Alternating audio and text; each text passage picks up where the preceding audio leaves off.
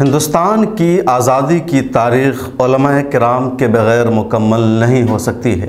بھارت کی آزادی مدارس کی مرہون منت ہے۔ دینی مدرسوں اور یہاں سے تعلیم حاصل کرنے والے فضلاء اور علماء کرام نے ہی پورے دیش میں انگریزوں کے خلاف جہاد اور جنگ کا اعلان کیا تھا اور انگریزوں بھارت چھوڑو کی تحریک چلائی تھی۔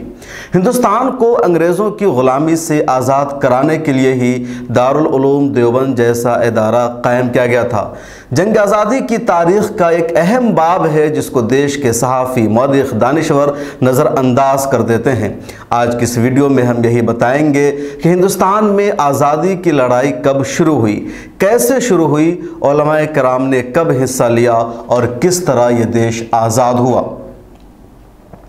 ہندوستان کی جنگ آزادی میں حصہ لینے والے اور انگریزوں کے خلاف ہر محاذ پر ڈٹ کر مقابلہ کرنے والے مجاہدین آزادی کی ایک لمبی فہرست ہے، جنہوں نے آزادی کی خاطر ہر طرح کی قربانیاں پیش کی، قائدانہ رول ادا کیا، اور ان میں خاص طور پر یہ علماء کرام شامل ہیں۔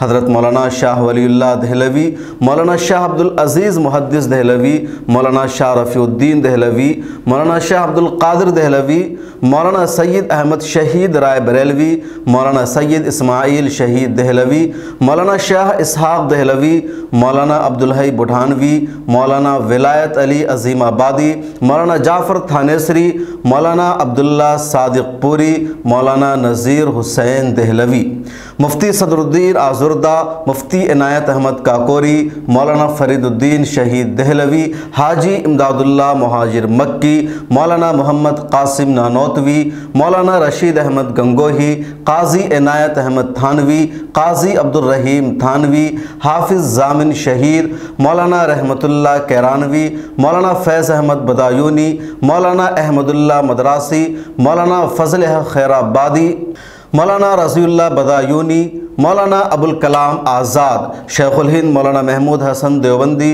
مولانا شاہ عبدالرحیم رائے پوری، مولانا محمد علی جوہر، مولانا حسرت موہانی، مولانا شوکت علی رام پوری، مولانا عبید اللہ سندھی، مولانا ڈاکٹر برکت اللہ بھوپالی، مولانا حسین احمد مدنی، مفتی کفایت اللہ دہلوی، مولانا سیف الرحمن کابلی، مولانا وحید احمد فیض آبادی، مولانا محمد میاں انصاری، مولانا عزیز گل پشاوری، مولانا حکیم نصرت حسین فتح پوری، مولانا عبدالباری فرنگی محلی، مولانا ابو المحاسن محمد سجاد، مولانا احمد سعید دہلوی، مجاہد ملت مولانا حفظ الرحمان سوہاروی، مولانا شبیر احمد عثمانی، مولانا ثناء اللہ امرتسری، مولانا کرامت علی جون پوری، مولانا عنایت علی صادق پوری، مولانا محمد میاں دہلوی، مولانا عطاء اللہ شاہ بخاری، مولانا حبیب الرحمان لدھیانوی، مولانا احمد علی لاہوری، مولانا عبدالحلیم صدیقی، مولانا نور الدین بہاری،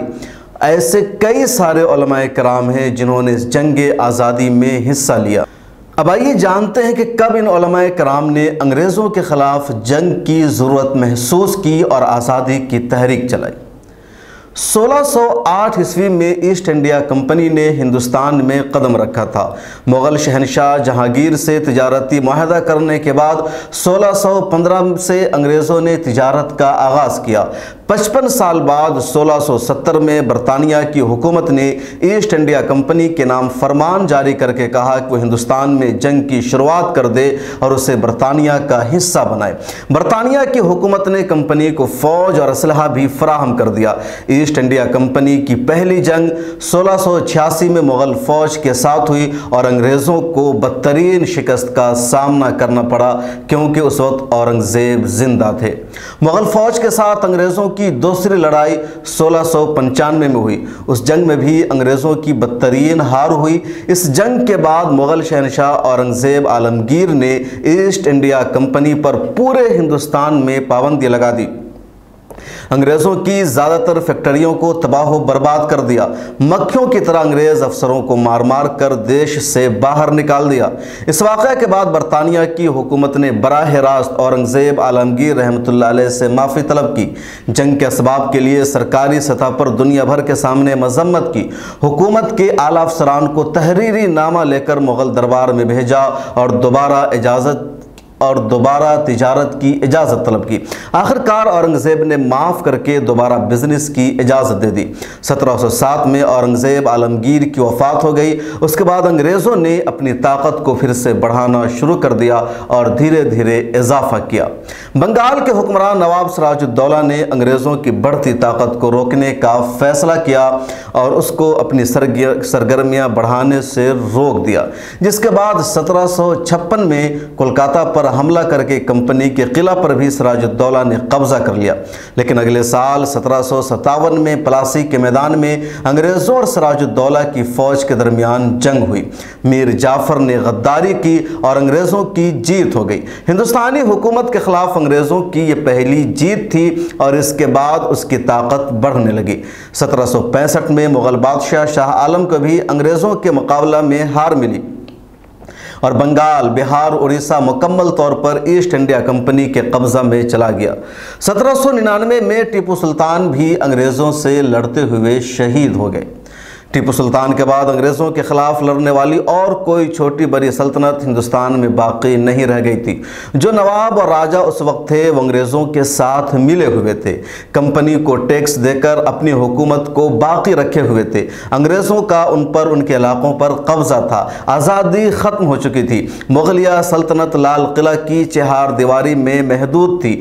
چھوٹے راجہ اور نواب انگریزوں کی کٹ پتلی بن چکے تھے۔ اس مشکل وقت میں علماء کرام نے ہی خود انگریزوں کے خلاف جنگ کرنے کا فیصلہ کیا۔ ہندو اور مسلمان دونوں کو متحد کرنے کی پلاننگ کی اور آزادی کی لڑائی کی تیاری شروع کر دی۔ انگریزوں کے خلاف جنگ اور جہاد کی تحریک کی شروعات سب سے پہلے مشہور عالم دین اور محدث شاہ عبدالعزیز دہلوی نے کی۔ شاہ ولی اللہ محدث دہلوی کے زمانے میں انگریزوں کو زیادہ کامیابی نہیں ملی ہوئی تھی، لیکن انہوں نے ایسٹ انڈیا کمپنی کے ناپاک عزائم کا اندازہ لگا لیا تھا، اس لیے اپنی وفات سے قبل ہی بہت ہی دور اندیشی کے ساتھ بتا دیا تھا کہ ہندوستان کا مستقبل کیسا ہوگا۔ اس لیے انہوں نے جنگ کی نشاندہی کر دی۔ اہل وطن کے بنیادی حقوق کو پامال کرنے والی انگریز حکومت کو درہم برہم کرنے کی تلقین کی، اس کے لیے طاقت کے استعمال پر بھی زور دیا۔ 1762 میں شاہ ولی اللہ محدث دہلوی کا انتقال ہو گیا۔ ہر اگلے دن شاہ ولی اللہ رحمہ اللہ کی پیشن گوئی سچ ثابت ہونے لگی۔ انگریزوں کا ظلم و ستم واضح طور پر سامنے آ گیا۔ ایسٹ انڈیا کمپنی نے یکے بعد دیگرے علاقوں پر قبضہ شروع کر دیا۔ سندھ، آسام، برما، اودھ، روہیل کھنڈ، جنوبی دوابہ، علی گڑھ، شمالی دوابہ، مدراس، راولپنڈی اور جیسے علاقوں پر انگریزوں نے قبضہ کر لیا، اور وہ وقت بھی آ گیا جب دلی پر بھی انگریزوں کی حکومت قائم ہو گئی اور مغل بادشاہ کا صرف نام رہ گیا تھا۔ شاہ ولی اللہ رحمہ اللہ کے مشن کو آگے بڑھانے کا فیصلہ ان کے بڑے بیٹے شاہ عبدالعزیز محدث دہلوی نے کیا اور 18ویں صدی کے شروع میں ہی برطانوی استعمار اور ظلم کے خلاف جد و جہد کا منظم آغاز ہوا۔ انگریزوں کے خلاف تاریخ ساز فتویٰ صادر کیا کہ ہندوستان دارالحرب ہو چکا ہے اور انگریزوں کے خلاف جہاد فرض ہے۔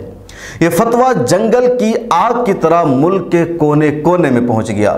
1818 میں عوام کی ذہن سازی کے لیے مولانا سید احمد شہید، مولانا اسماعیل دہلوی اور مولانا عبدالحی بٹھانوی کی مشاورت میں ایک جماعت تشکیل دی گئی جس نے ملک کے مختلف علاقوں میں پہنچ کر دینی اور سیاسی بیداری پیدا کی۔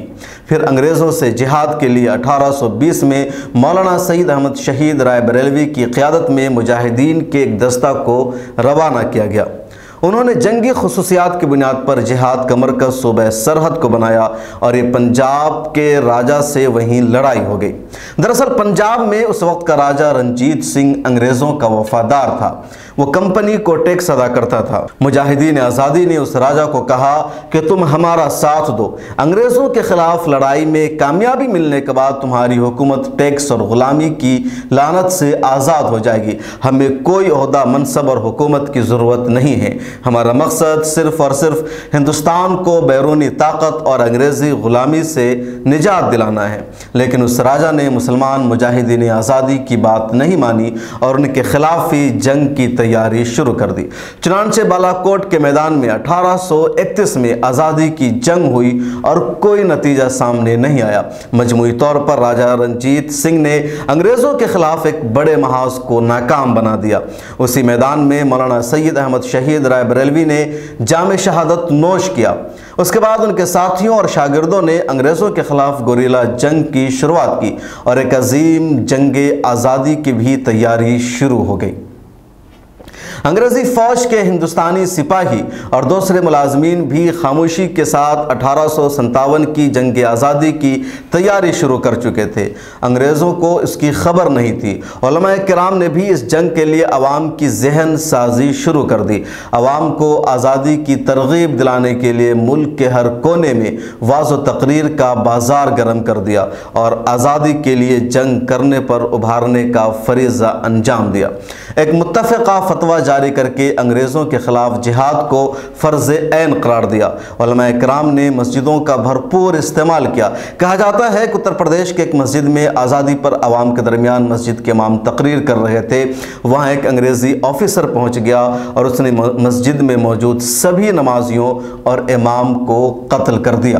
بہرحال 1857 کا سال آ گیا۔ مئی کا مہینہ تھا۔ منصوبہ کے مطابق 31 مئی کو انگریزوں پر طاقتور حملہ کر کے اسے یہاں سے نکال باہر کرنا تھا، لیکن 10 مئی 1857 کو ہی انگریزوں کے خلاف جنگ کی شروعات ہو گئی۔ اس جنگ میں ہندو، مسلمان، سکھ، عیسائی سبھی مذاہب ذات کے لوگوں نے شرکت کی اور نومبر 1858 تک یہ جنگ جاری رہی، یعنی 1 سال 6 مہینہ۔ اتر پردیش کے ضلع شاملی میں بھی انگریزی فوج سے لڑائی ہوئی۔ یہاں انگریزوں کا مقابلہ علماء کرام کی فوج نے کیا اور بڑے بڑے علماء کرام نے حصہ لیا۔ دارالعلوم دیوبند کے بانی مولانا قاسم نانوتوی، معروف فقیہ مولانا رشید احمد گنگوہی، حافظ ضامن شہید اور حضرت سید الطائفہ حاجی امداد اللہ مہاجر مکی جیسے علماء شریک ہوئے۔ حاجی امداد اللہ مہاجر مکی کو چیف کمانڈر یعنی سپہ سالار اعلیٰ مقرر کیا گیا۔ مولانا منیر نانوتوی کو فوج کے دائیں بازو کا سپہ سالار اور حافظ ضامن شہید کو بائیں بازو کا سپہ سالار مقرر کیا گیا۔ مجاہدین نے پہلا حملہ شیر علی کی سڑک پر انگریزی فوج پر کیا اور مال و اسباب لوٹ لیا۔ دوسرا حملہ 14 ستمبر 1857 کو شاملی پر کیا اور فتح حاصل کی۔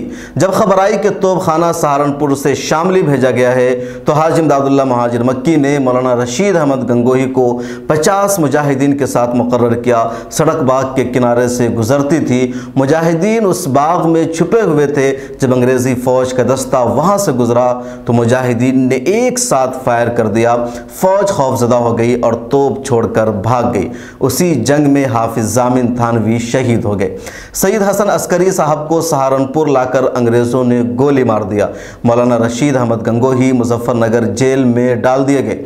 مولانا محمد قاسم نانوتوی انگریزوں کی گرفت میں نہیں آئے اور انڈر گراؤنڈ ہو کر انہوں نے آئندہ کی حکمت عملی طے کرنی شروع کی۔ 1857 کی جنگ آزادی انگریزوں کے خلاف سب سے بڑی منظم لڑائی تھی جو مختلف اسباب کی بنیاد پر ناکام رہی۔ ایسٹ انڈیا کمپنی اور برطانوی حکومت نے اس جنگ کے لیے سب سے زیادہ مسلمانوں اور علماء کرام کو ذمہ دار قرار دیا اور ان پر ظلم کا پہاڑ ڈھانا شروع کر دیا۔ اس جنگ میں 2 لاکھ مسلمانوں کو شہید کیا گیا، جن میں 51,500 صرف علماء کرام تھے۔ انگریز علماء کے اتنے دشمن ہو چکے تھے کہ داڑھی اور لمبا کرتے والوں کو دیکھتے ہی تختہ دار پر لٹکا دیتے تھے۔ ایڈورڈ ٹامسن کے حوالے سے ایک مورخ نے لکھا ہے کہ صرف دہلی میں 500 علماء اور اسلامی اسکالرز کو پھانسی دی گئی تھی۔ دلی کی جامع مسجد سے چاندنی چوک تک ہر ایک درخت پر علماء کرام کی لاش لٹکی ہوئی تھی۔ دلی، کولکاتہ، لاہور، بمبئی، پٹنہ، امبالہ، الہ آباد، لکھنؤ، سہارنپور، شاملی اور ملک کے چپے چپے میں مسلمان اور ہندو اور دیگر مظلوم ہندوستانیوں کی لاشیں نظر آ رہی تھی۔ علماء کرام کو زندہ خنزیر کی کھالوں میں دبا دیا جاتا تھا، پھر نظر آتش کر دیا جاتا تھا۔ کبھی ان کے بدن پر خنزیر کی چربی مل دی جاتی تھی اور زندہ جلا دیا جاتا تھا۔ 1857 کی جنگ آزادی میں ناکامی کے بعد علماء کرام نے حوصلہ نہیں ہارا۔ انگریزوں کے خلاف جدوجہد انہوں نے جاری رکھی، طریقہ کار کچھ تبدیل کیا۔ 1866 میں مولانا محمد قاسم نانوتوی اور دیگر علماء کرام نے دارالعلوم دیوبند قائم کیا۔ یہاں کے پہلے طالب علم شیخ الہند مولانا محمود حسن دیوبندی نے انگریزوں کے خلاف جنگ کے لیے ایک نئی مہم چھیڑ دی اور 1913 میں تحریک ریشمی رومال کی شروعات ہوئی۔ شیخ الہند نے خلافت عثمانیہ سے رابطہ کیا، اپنے شاگردوں اور ساتھیوں کے ساتھ مل کر افغانستان میں ایک جلا وطن حکومت قائم کی اور پوری منصوبہ بندی کی کہ کیسے اوٹمن امپائر یعنی خلافت عثمانیہ جرمن اور افغان سے مدد لے کر انگریزوں کو ہندوستان سے باہر نکالنا ہے۔ یہ تحریک بہت مضبوط ہو چکی تھی، لیکن 1916 میں انگریزوں کو اس کی خبر مل گئی، جس کے بعد 220 علماء کرام اور اہم شخصیات کی گرفتاری کا وارنٹ جاری کیا گیا۔ برٹش حکومت نے شیخ الہند مولانا محمود حسن دیوبندی کو بھی گرفتار کر کے مالٹا کی جیل بھیج دیا۔ شیخ الہند مولانا محمود حسن ریشم کے رومال کے ذریعے خط و کتابت کرتے تھے، جس کا انکشاف ہوا اور اسی بنیاد پر اس تحریک کو تحریک ریشمی رومال کے نام سے یاد کیا جانے لگا۔ 1919 میں مولانا ابو المحاسن محمد سجاد، مفتی کفایت اللہ دہلوی، مولانا احمد سعید دہلوی اور دیگر سرکردہ علماء کرام نے جمعیت علماء ہند قائم کیا اور انگریزوں بھارت چھوڑو کا نعرہ دیا۔ شیخ الہند مولانا محمود حسن دیوبندی نے جیل سے آنے کے بعد اس تنظیم کی سرپرستی کی اور کانگریس کے ساتھ آزادی کی تحریک میں حصہ لینے کا مشورہ دیا۔ مہاتما گاندھی نے خلافت کمیٹی اور جمعیت علماء ہند کے پلیٹ فارم اور فنڈ سے پورے ملک کا دورہ کیا اور ایک ساتھ مل کر جنگ آزادی میں حصہ لینے کا فیصلہ ہوا۔ جمعیت علماء کے رہنماؤں اور مسلمان مجاہدین آزادی نے موہن داس کرم چند گاندھی کو مہاتما کا لقب دیا اور ان کو 19ویں صدی میں شروع ہونے والی جنگ آزادی کی تحریک کا مشترکہ رہنما قرار دیا۔ آزادی کی تحریک کو مزید مضبوط بنانے کے لیے جمعیت علماء ہند نے اپنے ایک اجلاس میں یہ تجویز پاس کی کہ برطانیہ کے ساتھ موالات و نصرت کی تمام تعلقات اور معاملات حرام ہیں۔ اس کے لیے ضروری ہے کہ خطابات اور اعزازی عہدے چھوڑ دیے جائیں، کونسلوں کی ممبری ترک کر دی جائے، دشمنان دین انگریز کو تجارتی نفع نہ پہنچایا جائے، اسکولوں اور کالجز میں سرکاری امداد قبول نہ کی جائے، دشمنان دین یعنی انگریز کی فوج میں ملازمت کو حرام سمجھا جائے، سرکاری عدالتوں یعنی انگریزی حکومت کی عدالتوں میں مسلمان مقدمات کو لے کر نہ جائے۔ جولائی 1921 میں کراچی جس وقت پاکستان میں ہے وہاں تحریک خلافت کا اجلاس ہوا۔ اس میں شیخ الہند مولانا حسین احمد مدنی نے شرکت کی اور جمعیت کے فیصلوں کا اعادہ کیا، جس کی تائید مولانا محمد علی جوہر، ڈاکٹر سیف الدین کوچلو وغیرہ نے بھی کی۔ اس کے بعد برٹش فوج نے مولانا حسین احمد مدنی کو گرفتار کر لیا۔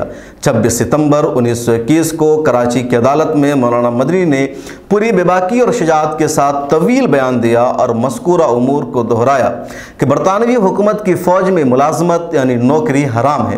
اگر برطانوی حکومت ہماری مذہبی آزادی سلب کرنے پر تیار ہے تو مسلمان اپنی جان تک قربان کر دینے کو تیار ہوں گے اور میں پہلا شخص ہوں گا جو اپنی جان قربان کروں گا۔ ہندوستان کی آزادی کے لیے کانگریس کے ساتھ جمعیت علماء ہند کی مہم جاری رہی۔ مارچ 1940 میں جب مسلم لیگ نے قیام پاکستان کی تجویز پیش کی تو جمعیت علماء ہند نے اس کی بھی پرزور مخالفت کی اور لگاتار تقسیم ہند کی مخالفت کرتی رہی۔ طویل جدوجہد اور تقریباً 200 سال کی قربانیوں کے بعد ہندوستان کو انگریزوں کی غلامی اور برطانوی راج سے آزادی ملی۔ 15 اگست 1947 کی درمیانی شب کو بھارت کی آزادی کا اعلان ہو گیا۔ سارے جہاں سچا یہ ہندوستان ہمارا، ہم بلبلیں ہیں اس کی یہ گلستاں ہمارا۔ آج کی اس ویڈیو میں اتنا ہی۔ ہماری یہ تاریخی ویڈیو آپ کو کیسے لگی کمنٹ سیکشن میں ضرور لکھے گا۔ آپ سے ریکویسٹ ہے کہ ملت ٹائمز کو سوشل میڈیا کے سبھی پلیٹ فارم پر فالو کیجئے اور مالی سپورٹ بھی کیجئے۔ ملت ٹائمز کو آپ کی ضرورت ہے، ہماری آپ مالی مدد کریں۔